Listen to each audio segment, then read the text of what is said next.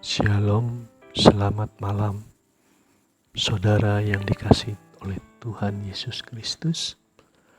Selamat berjumpa kembali dalam renungan doa multiplikasi pada malam hari ini. Salam sejahtera buat saudara semua dimanapun saudara berada. Damai, sejahtera, dan sukacita oleh Roh Kudus senantiasa melimpah dalam hati dan kehidupan saudara semua. Sebelum mendengarkan firman Tuhan, mari sama-sama kita berdoa. Bapa kami di sorga yang kami kenal dalam nama Tuhan Yesus Kristus, kami mengucapkan syukur buat berkat, perlindungan, penyertaan, dan pimpinan Tuhan di sepanjang hari ini. Terima kasih untuk pertolongan Tuhan, sehingga kami dapat melakukan tugas dan tanggung jawab dan segala aktivitas kami. Juga buat pemeliharaan kesehatan buat kami semua, sehingga kami semua dalam kondisi sehat jasmani dan sehat rohani. Saat ini kami mau mendengar firman Tuhan, kami mau belajar untuk mengenal Engkau lebih lagi dan mengerti akan kehendak-Mu. Urapi kami semua dengan hikmat yang dari-Mu, sehingga kami mengerti apa yang menjadi kehendak-Mu dalam hidup kami. Berbicaralah Tuhan, kami siap mendengar dalam nama Tuhan Yesus. Amin. Bapak, Ibu, Saudara sekalian, malam hari ini kita akan belajar dari firman Tuhan yang saya beri judul menipu diri sendiri.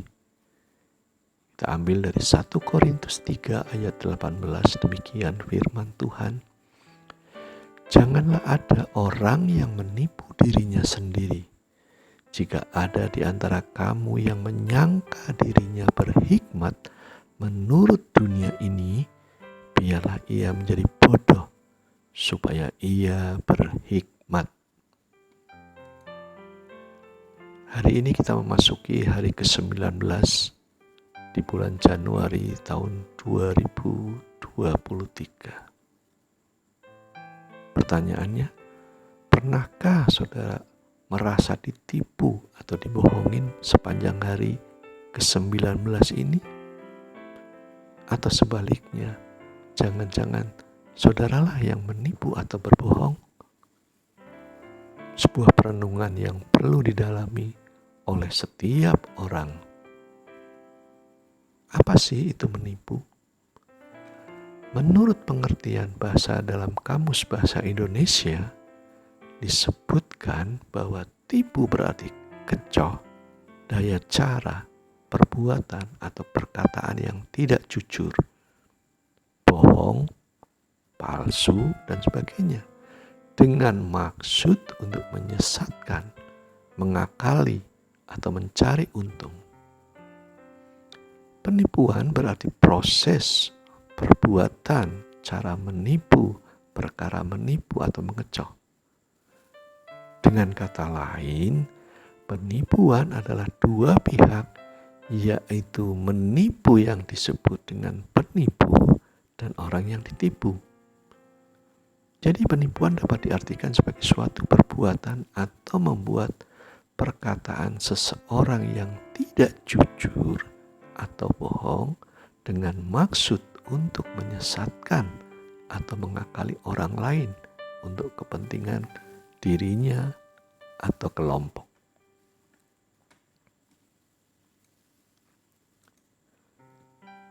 Tidak sedikit dari kita yang ternyata menyimpan berjuta rahasia bahkan kepada diri kita sendiri. Kita sering menipu diri untuk menunjukkan sisi lain kepada orang lain. Kita tidak pernah mau jujur kepada diri sendiri atas apapun yang sedang dirasakan. Sehingga lambat laun kita pun merugikan diri sendiri. Lalu bagaimana tanda yang bisa menunjukkan diri sendiri sudah terlalu sering untuk menipu diri sendiri? Saya ulangi, bagaimana tanda yang bisa menunjukkan diri kita sudah terlalu sering menipu diri sendiri? Ada 5 tanda menipu diri sendiri yang sering kita lakukan. Yang pertama, sering bingung antara hati dan pikiran. Ini yang paling mudah terlihat dan dirasakan adalah saat kita merasa bingung dengan apapun yang kita pikirkan dan kita rasakan. Perasaan dan pikiran yang sering kali tidak menentu bisa menjadi salah satu tanda jika kita sering membohongi diri sendiri. Apa yang kita pikirkan kadang memang tak sejalan dengan yang kita rasakan. Begitu juga sebaliknya. Sehingga hal ini membuat kita semakin tidak menentu untuk memutuskan apa yang akan dipilih. Contohnya apa? Contoh, kalau kita suatu saat bertamu kepada seorang teman, kemudian setelah ngobrol ngalor ngidul, kita kemudian ditawari makan. Ayo Pak, makan. Tapi kita jawab dengan alasan, terima kasih, saya masih kenyang kok. Barusan makan di luar tadi sebelum kesini. Padahal sejatinya dia memang sedang lapar. Jadi ini adalah salah satu tanda bagaimana orang bisa melakukan penipuan terhadap dirinya sendiri. Karena apa? Bingung antara hati dan pikiran yang gak sejalan. Tanda yang kedua, bagaimana kita bisa melakukan penipuan terhadap diri sendiri. Yang kedua, ucapan dan perilaku sering tidak sejalan. Di dalam Galatia 6 ayat 3 dikatakan, sebab kalau seorang menyangka bahwa ia berarti, padahal ia sama sekali tidak berarti, ia menipu dirinya sendiri. Jadi, selain pikiran dan perasaan yang seringkali tidak seirama, ucapan dan perilaku kita juga sering tak sejalan. Dari apa yang kita pikirkan dan kita rasakan, bisa jadi menghasilkan keputusan yang tidak kita inginkan. Kita hanya bergantung kepada pendapat dari orang lain, sehingga kita sering menipu diri sendiri atas apapun yang kita putuskan. Termasuk ketika ucapan dan perilaku kita tidak sejalan. Saat kita berkata ingin A, tapi justru perilaku kita mengarah untuk melakukan B, atau sebaliknya. Banyak hal yang membuat kita seolah tak bisa menjadi diri sendiri, sehingga apapun yang kita katakan tidak benar-benar ingin kita lakukan. Contohnya, kita ingin punya sesuatu, biar dipandang orang lain itu, oh si bapak itu kaya loh. Tapi apa daya, keuangan kita nggak mampu. Seperti peribahasa katakan, maksud hati memeluk gunung, apa daya tangan tak sampai. Lalu apa yang dilakukannya? Ujung-ujungnya tindakannya negatif. Karena ingin mendapatkan sesuatu, tidak mampu. Dia bisa melakukan pinjam kanan kiri, hutang tetangga kanan kiri, ambil kredit kanan kiri, bahkan bisa melakukan penodongan atau kriminal yang semuanya berujung untuk mendapatkan sesuatu. Jadi ucapan dan perilakunya udah gak sejalan. Tanda yang ketiga, bagaimana kita bisa melakukan penipuan terhadap diri sendiri adalah sikap terhadap orang lain mudah berubah-ubah.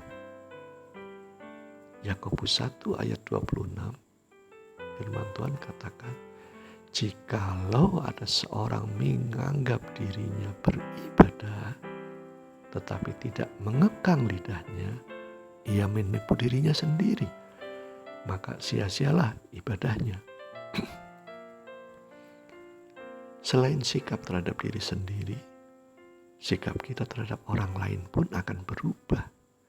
Kita tidak hanya menipu diri sendiri, bahkan orang lain pun akan merasakan dampaknya.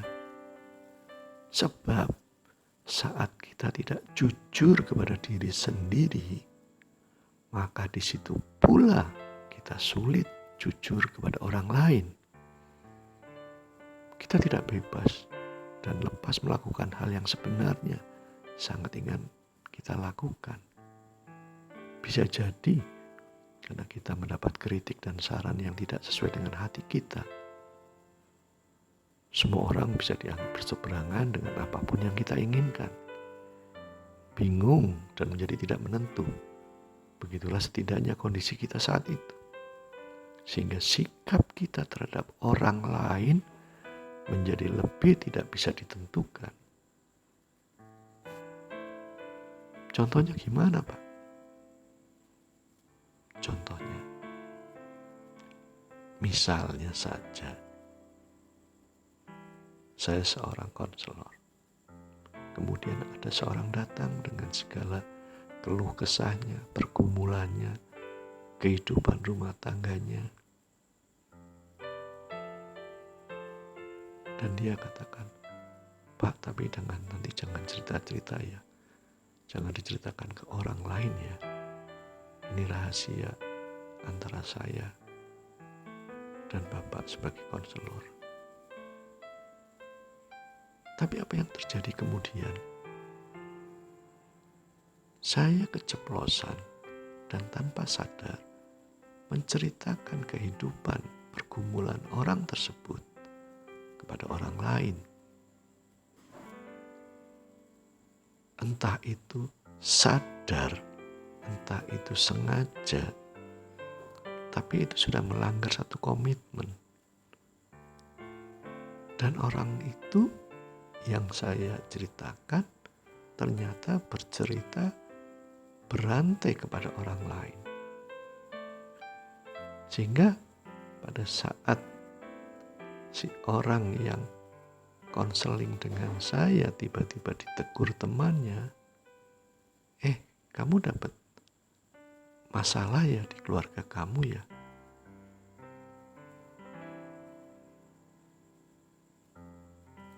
Cukup berat ya? Orang tersebut kaget. Loh, kamu dengar dari siapa? Loh, ini cerita sudah banyak melebar kemana-mana. Akibatnya apa? Orang tersebut merasa tidak suka lagi kepada saya dan sikapnya pun berubah. Begitu juga sebaliknya.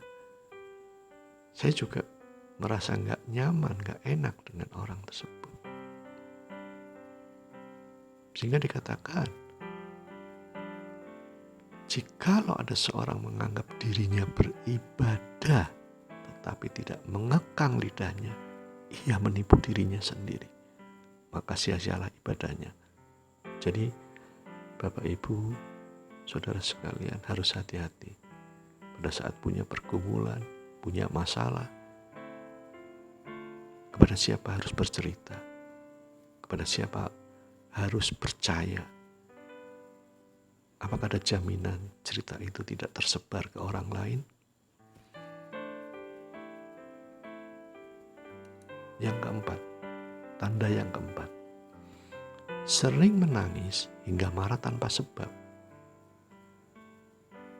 Menipu diri sendiri juga bisa mempengaruhi mood kita. Misalnya saja, saat kita ingin mendapatkan sesuatu, tapi kita tidak bisa melakukannya. Kita memilih menahan keinginan kita dan perasaan kita semakin tidak menentu. Begitupun saat kita ingin menangis karena sedih atau berteriak karena sedang marah. Kita mungkin ingin melampiaskan segalanya, tapi banyak hal yang membuat kita harus menahan dalam hati. Sedih dan marah yang bercampur menjadi satu bisa membuat kita semakin tidak menentu, sehingga tidak mampu lagi mengarahkan pikiran dan hati kita menjadi lebih baik lagi. Contohnya gimana, Pak? Contohnya, ketika seseorang merasa terintimidasi, mungkin orang menjadi marah, tapi ini nggak bisa melampiaskan karena merasa dirinya, waduh, saya kan pelayan mimbar, saya ini kan PKS, hingga harus jaim, harus jaga image. Peristiwa itu bisa terjadi. Misalnya saja ketika anak buah kita tiba-tiba minta naik gaji, minta fasilitas, minta tunjangan, minta dispensasi segala macam. Kita sebagai bos merasa bahwa kok bisa begini ya? Pengennya marah, pengennya jengkel, tapi merasa ada batasan dalam dirinya bahwa oh, saya kan pelayan Tuhan, oh, saya kan pelayan mimbar, oh, saya kan PKS, oh, sehingga ada batasan-batasan ruang gerak yang membatasi diri kita, sehingga itu berpengaruh kepada mood kita. Itu yang bisa menyebabkan terjadinya penipuan atas diri sendiri. Yang kelima, tidak pernah merasa nyaman dengan diri sendiri. Yakobus 1 ayat 22 katakan, tetapi hendaklah kamu menjadi pelaku firman dan bukan hanya pendengar saja. Sebab jika tidak demikian, kamu menipu diri sendiri. Dan yang paling akan sangat terasa oleh kita adalah perasaan tidak nyaman kepada diri sendiri. Kita merasa tidak percaya diri, kita takut, cemas, hingga terlampau khawatir untuk kehidupan kita. Semua itu adalah akibat dari perasaan dan pikiran yang selalu kita tahan dan tidak mampu kita ucapkan dengan jujur. Kita ini adalah manusia yang memiliki kebebasan untuk berkata dan berperilaku sesuai dengan apa yang kita kehendaki. Kejujuran kita diuji bukan hanya kepada orang lain, tapi lebih kepada diri kita sendiri. Sebab disinilah kita akan lebih mengenal dan bisa meningkatkan harga diri kita lebih baik lagi. Contohnya gimana? Misalnya, saya punya hutang, kemudian tidak mampu membayar. Hal ini saya tidak cerita sama keluarga, dan juga saya juga tidak punya memberi alasan kepada si pemberi hutang. Apa yang menyebabkan tidak bisa mencicil, tidak bisa membayar, sehingga kreditnya macet? Masalahnya, karena saya merasa bahwa semua persoalan bisa saya atasi sendiri tanpa perlu bantuan orang lain. Dan itu ternyata membuat kita merasa tidak nyaman. Kita ketemu dengan pemberi hutang merasa serba salah. Begitu juga sebaliknya. Ini yang membuat seseorang tidak merasa nyaman dengan diri sendiri. Dari 5 tanda tersebut, satu hal yang bisa kita pelajari. Bagaimana kita memasuki hari ke-20 di bulan Januari tahun 2023 besok? Masihkah terpikir untuk melakukan penipuan kepada diri sendiri, bohong kepada diri sendiri, kepada orang tua, kepada saudara kandung, saudara lain, saudara seiman, bahkan menipu Tuhan atas nama kesombongan? Sebuah perenungan yang perlu didalami oleh setiap orang. Hari ini kalau ada rasa bahwa kita merasa tidak pernah menipu atau berbohong, marilah kita datang kepada Tuhan untuk meminta pengampunannya. Sebagai firman penutup, saya ambil dari 1 Yohanes 1 ayat 8, demikian firman Tuhan. Jika kita berkata bahwa kita tidak berdosa, maka kita menipu diri kita sendiri dan kebenaran tidak ada di dalam kita. Amin. Tuhan memberkati.